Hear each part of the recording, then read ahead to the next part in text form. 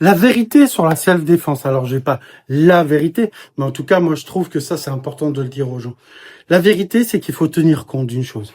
De l'entraînement, du poids, de la taille, de l'agressivité, de la surprise. C'est des choses importantes. Faire croire à quelqu'un qui a 52 ans, par exemple, hein, qui est un peu en surpoids, qui a un genou qui est vraiment abîmé, qui boite, qui est myope, et attention, je juge pas, hein, moi je suis myope aussi, il y a plein de problèmes. Mais l'idée, c'est quelqu'un qui a une condition physique qui est vraiment difficile parce qu'il est malade, etc., qu'il est plus petit, qu'il est déjà des traumatismes, etc. Faire croire qu'une personne comme ça peut vaincre, dominer, maîtriser, faire une clé sur quelqu'un d'1m90, ultra musclé, avec plein de testostérone, éventuellement armé, voire 2 personnes, c'est mentir. C'est mentir.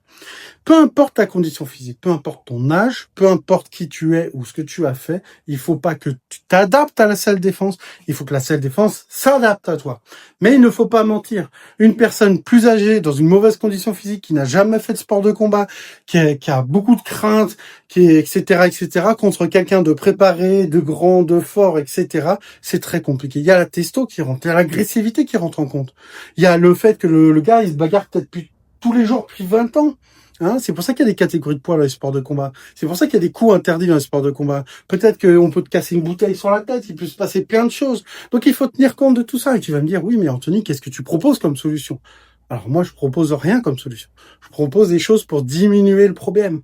Bien sûr que si tu es un peu plus âgé, c'est un peu plus compliqué, mais tu peux t'armer avec des armes de défense légales. Tu peux observer, tu peux anticiper, tu peux éventuellement frapper dans les yeux. Mais je te vendrai jamais de prendre le bras de quelqu'un de plus fort et lui casser le bras alors que tu fais 50 kilos de moins. Le gars, il va te soulever.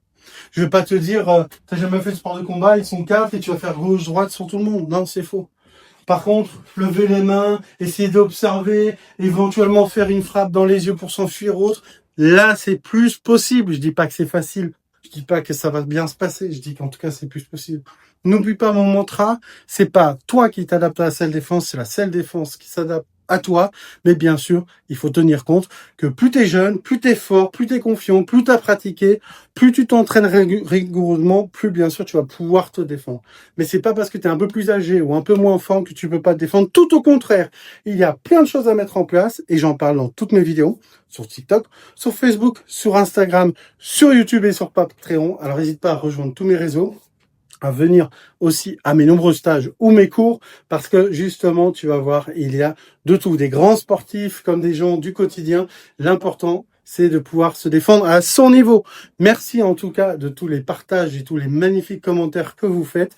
Merci encore à tous ceux qui s'abonnent avec cette vidéo. On se retrouve très vite. Mais n'oublie pas, le plus important dans la self-défense, c'est de rester vigilant.